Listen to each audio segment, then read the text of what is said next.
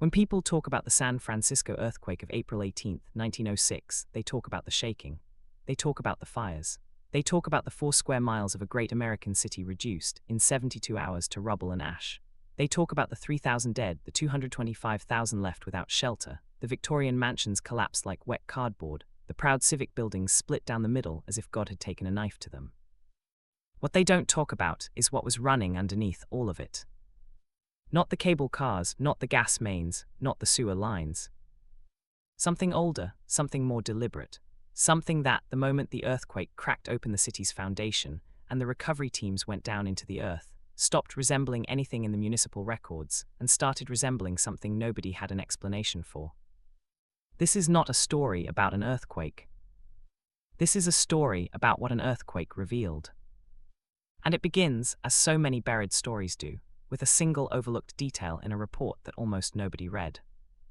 In the weeks after the earthquake, the city of San Francisco moved with extraordinary urgency to rebuild. Capital poured in, political will consolidated, engineers and contractors arrived from across the country, and before a single new building could rise, the ground had to be cleared, assessed, and certified as structurally sound. That meant digging.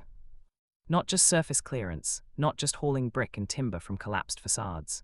Real excavation, deep excavation, the kind that opens the earth below the foundation lines and shows you what lies beneath the city you thought you knew. What the teams found, documented in fragments across engineering logs, private correspondence, and a handful of photographs that survived the subsequent decades, was not what anyone expected. They found a rail network. Not the familiar infrastructure of the Market Street Railway or the Powell Street cable car lines. Not anything that appeared in a municipal transit map or a contractor's ledger from the past 50 years. What they found was a system of underground passages, tunnels and rail beds whose dimensions, engineering precision and apparent age did not match any known construction project in the city's documented history. The notes from that period are careful, almost clinical.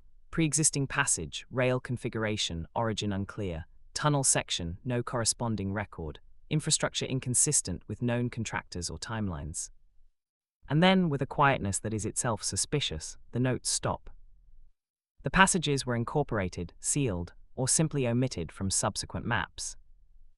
The photographs were scattered, some disappeared entirely. And San Francisco rebuilt itself above a mystery that the earthquake had briefly, accidentally, and inconveniently brought to the surface. To understand what was found, you need to understand what was already known. By 1906, San Francisco had a transit history that was genuinely impressive for an American city.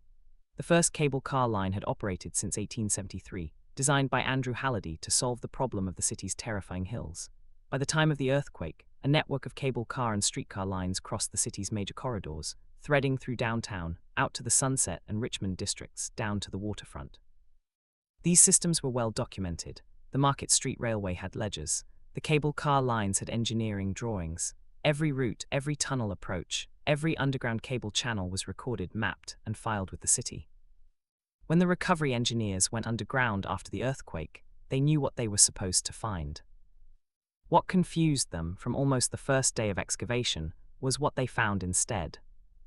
Passages in orientations that didn't correspond to any known line, rail beds in dimensions that didn't match any car in the city's fleet, tunnel profiles shaped differently from the cable car conduit system, more spacious, more uniformly engineered, and in several cases, clearly older.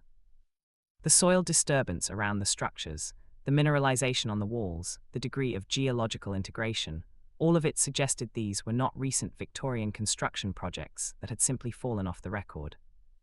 They were something else, and the question of what, exactly, that something else might be is where the real story starts.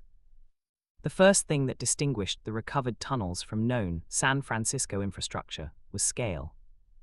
Cable car tunnels are narrow. They're designed around a specific engineering logic, a moving cable in a conduit, cars gripping and releasing that cable as they travel. The conduit itself is a small channel, and the streets above it are barely disturbed by its presence. When you excavate around a cable car system, you find a recognizable profile, modest dimensions, utilitarian design, everything built to a minimum specification. What the post-earthquake teams found in several locations, particularly in the corridors south of Market Street and beneath portions of the financial district, did not follow that profile. The tunnels were wider, significantly wider, and their cross-sectional shape, the relationship between floor width and ceiling height, suggested they were designed for a different kind of vehicle entirely, not a cable car gripping a buried rope, something that occupied the space more completely, something that needed the full envelope of the tunnel in a way that cable cars simply don't. One set of engineering notes from the early recovery period describes a tunnel section encountered during foundation work near the old produce district. The passage, the notes say, ran approximately northeast, which matched no known transit route. Its floor showed a rail bed configuration unlike any surface or underground line in the city. The gauge, the measurement between the inner edges of the rails, was non-standard, not narrower as might be expected of an older or more improvised system. Wider. Wider than the streetcar gauge, wider than the cable car gauge, wider than the standard railroad gauge of the era. A gauge that wide on an underground rail system in San Francisco in that period should not exist without a paper trail, without contracts, without a company name attached to it, without someone somewhere having paid for it. No such paper trail was found. And that silence, that specific archival void around infrastructure that absolutely should have generated documentation if it had been built by anyone in the known historical record, is one of the most important clues in this story. The second anomaly was alignment. San Francisco's street grid is, famously, somewhat irrational. It was laid out with the commercial logic of a boom town, which is to say it was laid out fast in pieces, by different people with different priorities, all trying to claim and develop land as quickly as possible. The result is a city where Market Street cuts diagonally across an otherwise rectangular grid, where different neighborhoods have slightly different grid orientations, and where transit lines tend to follow commercial corridors rather than any overarching geometric logic. Underground infrastructure reflects this history. The cable car conduits follow the surface routes, the sewer lines follow the terrain, the gas mains follow the development sequence of different neighborhoods. Nothing underground aligns with everything else underground because nothing was planned as a single system. It was all added piece by piece, neighborhood by neighborhood, decade by decade. The tunnels found after the earthquake did not behave this way. Across different recovery sites in different neighborhoods at different depths, the passages shared alignments, not identical routes, not a single continuous tunnel that could be traced from one end of the city to the other, but a consistency of orientation, a tendency to follow the same cardinal bearings regardless of what the surface street grid was doing above them. As if they had been laid out according to a logic that preceded the street grid, a logic that didn't care about Market Street or the cable car routes or the Victorian plat maps, a logic that belonged to a different conception of the city or of the land beneath it entirely. Engineers who noticed this in 1906 didn't have the framework to say what it meant, but several noted it, in the private shorthand of field logs, as strange, as inconsistent with how infrastructure gets built by people working within a known urban context. Infrastructure built by people who know the city tends to follow the city. Infrastructure that predates the city, or that was designed without reference to it, follows something else entirely. The third anomaly was condition. The earthquake of 1906 was devastating to constructed infrastructure of every kind. Surface buildings, obviously, but also underground systems. Water mains burst across the city, which is a significant reason the fires were so catastrophic. Cable car conduits were disrupted. Sewer lines cracked. Everything built by human hands in the previous half-century showed, in varying degrees, the effects of violent seismic movement. The anomalous tunnels, in many documented cases, did not. This is not a minor observation. The earthquake that leveled San Francisco registered, by modern estimates, between 7.7 and 7.9 on the Richter scale. It moved the ground. It broke the ground. It exposed fissures and shifted the city's foundation in ways that were still being mapped months later. To survive that event with the structural integrity that several of the anomalous tunnels apparently displayed is, from an engineering standpoint, remarkable. Not impossible. Certain geological formations, certain depths, certain construction methods can offer better seismic resilience than others, but the tunnels that showed the most pristine condition were not shallow utility trenches. They were deep passages, and in some cases their condition was described as if they had been barely touched by the event that had destroyed everything around them. One recovery photograph, reproduced in several archival collections, shows workers standing in a tunnel section that looks, by contrast with everything surrounding it, almost new. The walls are intact. The floor is level. The arch overhead is unbroken. The men standing in it look like they've stepped through a door from a disaster zone into a construction site from another era. The photograph was taken in April or May of 1906. The tunnel it shows has no corresponding record in any transit or utility archive. Then there is the question of the rail beds themselves. Rail beds are not neutral objects. They carry within their dimensions, their materials, their construction methods, the fingerprints of the technology they were designed to serve. A horse-drawn streetcar rail is different from a cable car conduit, is different from an electric trolley track, is different from a steam railroad bed. An engineer who knows what they're looking at can read the transit history of a city in its buried rail infrastructure the way a geologist reads time in rock strata. What the post-earthquake teams encountered in the deeper sections of the anomalous tunnel network did not read cleanly. The rail configurations they documented in those fragmentary notes didn't match horse-drawn street railway. They didn't match cable car infrastructure. They didn't match the nascent electric streetcar systems of the era. The gauge was wrong, as noted. But beyond gauge, the preparation of the rail bed itself was unusual. The ballast material, the tie spacing where ties were present, the cross-sectional profile of the rails in several sections, all deviated from known American rail practice of the period. Deviated in ways that were, in several cases, more sophisticated than contemporary American practice. Heavier rail sections than were standard for urban transit. Better engineered drainage than was typical in tunnels of that era. Provisions in the tunnel floor and walls that suggested not just a rail corridor, but an integrated system designed for specific operational parameters. What kind of vehicle those parameters were designed for, nobody in 1906 was able to say with certainty.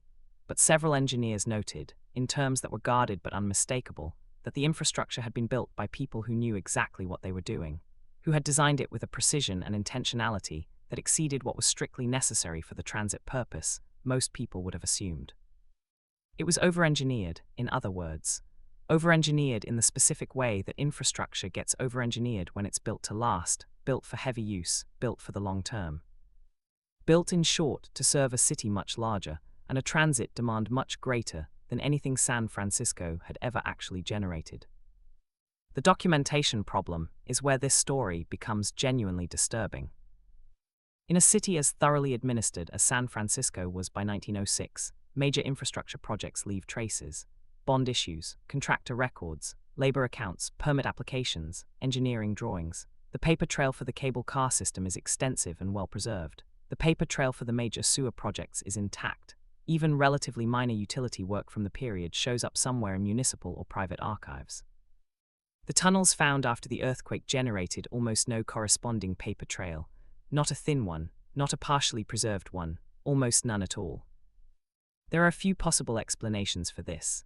The most common one offered by historians who have encountered references to these discoveries is that the tunnels were old mining infrastructure, dating from the gold rush era or before, when record-keeping was informal and documentation was sparse.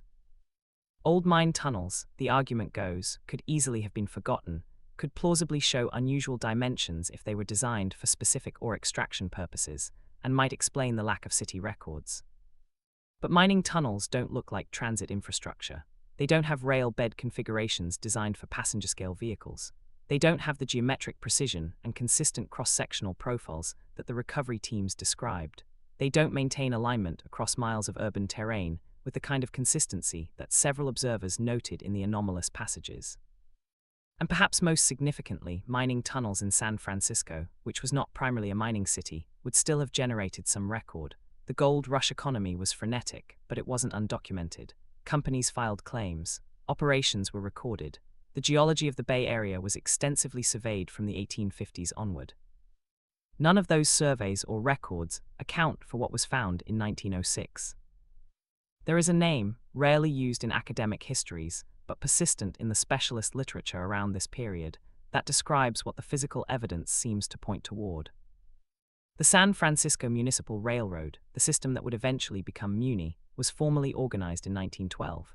The Market Street Railway was its primary predecessor, but transit historians, those who have dug most deeply into the pre-1906 records, have noted for decades that the official story of how San Francisco's transit network developed has gaps. Not small gaps, but structural ones. Places where the network, as it emerged after the earthquake, seemed to assume infrastructure that shouldn't have existed yet. Routes that were re-established, post-1906, with a speed and ease that was difficult to explain if the underlying corridors were being created from scratch. Some researchers have used the phrase, pre-existing alignment, in this context. The suggestion being that at least some of what was built as new transit infrastructure after 1906 was built into, above, or alongside something that was already there. something whose existence wasn't publicly acknowledged but whose physical presence shaped the decisions of engineers who couldn't avoid encountering it. The question those researchers tend to avoid asking too directly is, where did the pre-existing alignment come from? Because if the answer is from a transit system that predates any known phase of San Francisco's development, then the implications reach well beyond a single city's history. Let's talk about the specific corridors where the anomalies were most concentrated. South of Market was the neighborhood most thoroughly excavated after the earthquake because it suffered some of the worst structural damage and required the most comprehensive ground clearance before reconstruction could begin. It was also, as historians have noted, among the neighborhoods built on filled land, terrain that had been artificially extended into the bay, and the tidal zones in the decades after the gold rush. Filled land is geologically recent. By definition, nothing natural or pre-colonial should exist beneath it that isn't also beneath the original bay floor. And yet the passages found beneath portions of South of Market were not in the fill layer. They were below it in the original substrate, embedded in geological material that predated any known phase of construction in the area. This was noted, it was not explained. The reports that mention it tend to follow the observation with a vague reference to natural cavities or geological formations modified by earlier excavation, language that could mean almost anything and specifically avoids committing to a timeline or an origin. The financial district presented similar puzzles.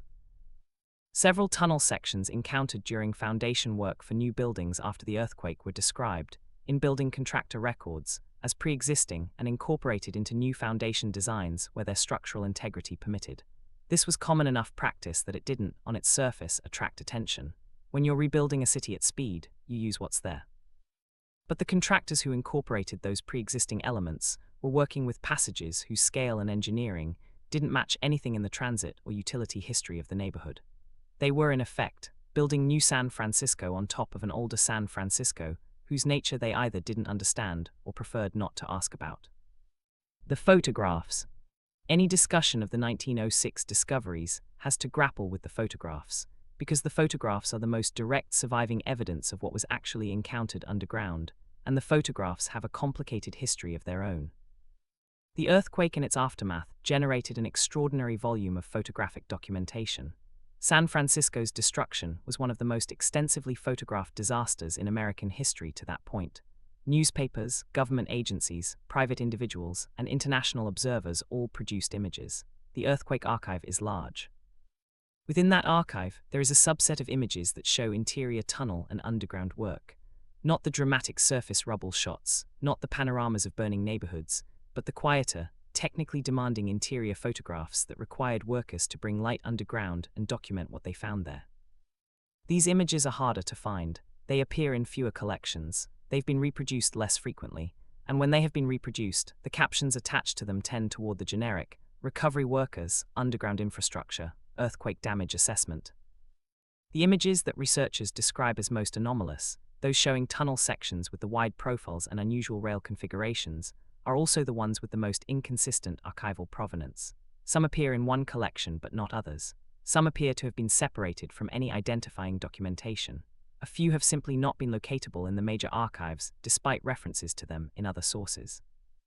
This could be coincidence. Archives are imperfect. Photographs get misfiled, separated from their context, lost to water damage or institutional reorganization. The incompleteness of the photographic record doesn't prove anything. But the pattern of incompleteness is suggestive. The most evidentiary images are the least preserved. The most generic images, the ones that show nothing anomalous, are the most thoroughly archived. That asymmetry, that specific distribution of survival and loss, is the kind of pattern that historians have learned to pay attention to. Then there is the question of speed. San Francisco's reconstruction after the earthquake was celebrated at the time and since as a triumph of American industrial capacity. Within weeks, new buildings were rising. Within months, major sections of the city had been transformed. Within a few years, San Francisco was effectively rebuilt, not merely patched but fundamentally reconstructed, at a scale and pace that astonished contemporary observers. The standard explanation for this speed is a combination of factors: political will, capital availability, a motivated labor force, and the organizational capacity of a mature industrial economy. All of that is true, but transit historians and urban engineers who have studied the reconstruction in detail have noted something that the triumphalist narrative tends to gloss over. the speed of reconstruction was not uniform. Some aspects of rebuilding moved exactly as fast as available capital and labor would allow. Others moved faster. Specifically, the re-establishment of transit corridors moved faster than could easily be explained by the assumption that routes were being laid out from scratch. Lines reopened along paths that, in several cases, required minimal new tunneling. Streets were designated for transit use with an efficiency that suggested the underlying corridor decisions were not being made from a blank slate. Engineers who worked on the reconstruction described, in several cases, making decisions that were, as one put it, guided by what the ground was already prepared to receive. That phrase, what the ground was already prepared to receive, it appears in a private letter from a civil engineer who worked on the post-earthquake transit reconstruction. He was describing the experience of finding, in a section he had expected to require significant new excavation, that the terrain already offered what a transit corridor needed: level grade, appropriate dimensions.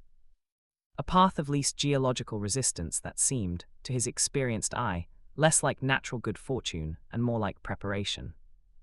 He didn't say who had prepared it, he may not have known, but the letter makes clear that he noticed, and that the noticing unsettled him in a way that professional correspondence of the era rarely permitted its authors to express. There is a larger pattern here that becomes visible only when you look across the full scope of the discoveries, not case by case, but as a whole. Underground rail infrastructure, to be effective, doesn't just need tunnels, it needs a system. It needs consistent gauge, consistent grades, consistent platform dimensions, consistent operational logic across its entire network.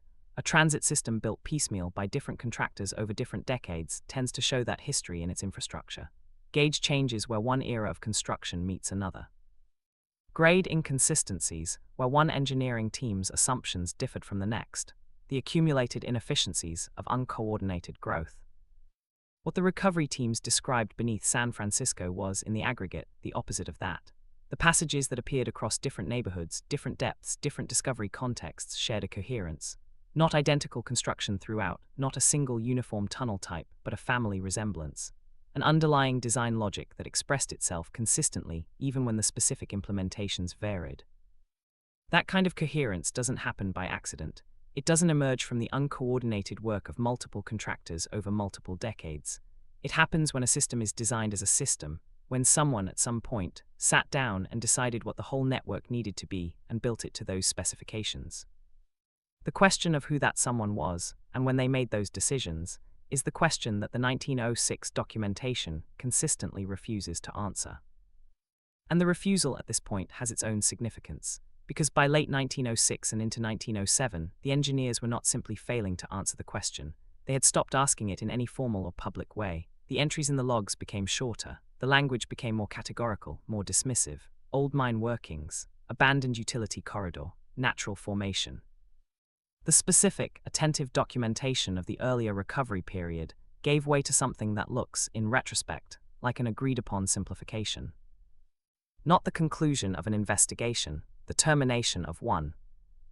In the years after the reconstruction, a small number of researchers and transit historians began trying to piece together what had actually been found in 1906.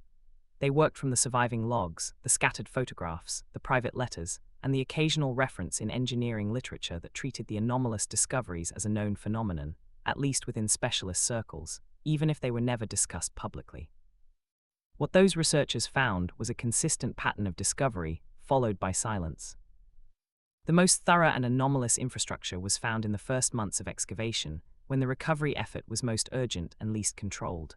Photographs were taken, notes were written, workers talked to each other and occasionally to journalists, though the journalists rarely published what they heard. Then, as reconstruction consolidated, and the excavation zones came under tighter administrative control, the documentation thinned. Access to the deeper areas was restricted. Certain tunnel sections were designated as structurally unstable and sealed, though the designation sometimes applied to the most intact and well-engineered passages rather than the most damaged ones. And the researchers who followed, decades later, found themselves facing not a gap in the record, which is common in historical research, but a shape in the record, a specific pattern of what was preserved and what was not. A pattern that made sense if the goal had been, at some point, to ensure that certain questions could not be definitively answered from surviving evidence. That doesn't mean anyone was lying. It may simply mean that in the chaos and urgency of rebuilding a major American city in the shortest possible time, the The path of least resistance was to categorize the anomalous as familiar, to file the inexplicable under known headings, and to move forward. But the shape of that simplification, the specific things it chose to make invisible, tells its own story. San Francisco sits on a peninsula, water on three sides, terrain that rises and falls in ways that should make underground transit extraordinarily difficult to engineer. The grades that defeated surface transportation before the cable car, the hills that define the city's character and challenged every generation of infrastructure builders, should have presented comparable challenges underground. The anomalous passages in many documented cases were graded with a precision that neutralized those challenges. The natural terrain imposed grades that, on the surface, required cable car engineering to manage. Underground, in the pre-existing passages, the grades were controlled, managed, maintained at tolerances that would have required extensive and sophisticated earthwork to achieve. That earthwork, wherever it was done, left minimal evidence of its own process. No spoil heaps, no cut and fill signatures in the geological profile, no evidence of the massive earth-moving operation that such precisely graded tunnels through difficult terrain should have required. The conventional explanation is that the tunnels followed natural features, that they used geological accidents of elevation to maintain their grades without extensive engineering. This is possible in principle. It happens in mining and in some forms of natural cavern development. But the passages found beneath San Francisco weren't following natural features in the way that mining tunnels do. They were running in engineered directions, maintaining engineered orientations, following engineered logic. They had the grades they had because someone intended them to have those grades, not because the geology happened to provide them. The scale of the engineering implied by that observation is difficult to reconcile with any known phase of San Francisco's development. It is not difficult to reconcile with a phase of development that predates the historical record entirely. Here is what we can say with confidence, based on the surviving evidence. In the spring and summer of 1906, recovery teams working beneath earthquake-damaged San Francisco encountered a network of underground passages whose physical characteristics did not match any documented transit or utility project in the city's history.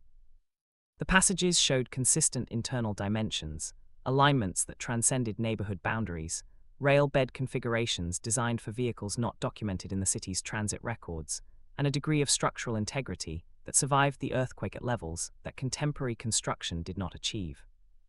The documentation of these discoveries was thorough in the early recovery period and became increasingly vague and dismissive as reconstruction consolidated. Certain passages were sealed with a speed that appeared to prioritize the most anomalous sections. Photographs of the most unusual infrastructure have the most complicated and incomplete archival histories. The subsequent reconstruction of San Francisco's transit network proceeded with a speed and alignment efficiency that was noted, privately, by several engineers as depending on pre-existing infrastructure whose origin was unclear. None of this constitutes proof of any specific conclusion. Historical evidence is fragmentary. Alternative explanations exist for individual elements of this record. The honest position is one of uncertainty combined with genuine curiosity. But honest curiosity, when it is applied to this evidence, produces a question that is hard to dismiss. If a rail network existed beneath San Francisco before any documented phase of the city's development, and if that network was sufficiently extensive and well-engineered to shape the reconstruction of a major American city after a catastrophic earthquake, then we are talking about infrastructure built by someone, built with intention. Built at a scale and precision that implies organized effort, technical sophistication, and a conception of San Francisco as a transit hub that predated the city itself. That is not a comfortable conclusion. It doesn't fit the historical narrative that American cities built themselves, from scratch, in the 19th and early 20th centuries, through the energy and enterprise of known actors with documented histories. It fits a different narrative, one in which American cities, or at least some of them, were built on top of things already there, things whose builders remain unidentified, things whose purpose we can read in the physical evidence but cannot trace to any historical source. The earthquake of 1906 was a disaster. Nobody disputes that. Thousands died, a great city was shattered, the human cost was staggering and real. But disasters are also revelations. They strip away the surface. They open the ground. They remove the accumulated layers of the present and expose the past that the present was built on top of. And in San Francisco, for a brief period between the disaster and the reconstruction, the ground was open enough to show something that had been there for longer than anyone could account for. A rail network, a transit system. A grid of underground passages connecting the neighborhoods of a major American city, according to a logic that predated any of those neighborhoods, that predated the city itself, that predated the gold rush and the Spanish missions, and every phase of settlement that historians have mapped onto this landscape. The recovery teams found it. Some of them documented it. Most of them moved on, because moving on was what the moment demanded. And then the city rebuilt itself above it, paved itself over it, organized its modern transit history on top of it, and largely forgot that any of it had ever been there. Largely, but not entirely. Because the notes survived, some of the photographs survived, the private letters survived, and the transit corridors of modern San Francisco, in several cases, follow alignments that make more sense as the surface expression of something underground than as independent decisions made by 20th century planners working from blank maps. The earthquake opened the ground for long enough to show us. What it showed us was that the story of how San Francisco was built is not the same as the story of what San Francisco was built on top of. And if that's true for San Francisco, if a catastrophic earthquake could accidentally expose a transit network that nobody was supposed to find, the question that follows is not just about one city. It's about what's underneath all of them. What other disasters have briefly shown us what lies below the streets we walk? What other reconstructions have quietly incorporated infrastructure that didn't fit the official timeline? What other cities were built, with unusual efficiency and unusual confidence, on top of something that was already there? San Francisco is one answer to that question, and its answer is buried now beneath the rebuilt city, beneath the Muni lines and the cable cars and the glass towers of the financial district and the Victorian houses of the hill neighborhoods. Beneath all of that, according to the evidence that survived 1906, there is something older, something engineered, something that once moved people through the city according to a logic we no longer have the full record to understand. The earthquake gave us a glimpse, the reconstruction took it away. But the passages are still there, they didn't go anywhere, and somewhere beneath San Francisco, in the dark below the cable car routes and the BART tunnels and the utility corridors that we do have records for, the forgotten rail network of 1906 is waiting for the next time the ground opens wide enough to show it again. Thanks for watching, and if you found this investigation worth your time, there are more cities with stories like this. More ground that hasn't been fully opened. More evidence that the history we were given is not the only history that exists. The next one might be closer than you think.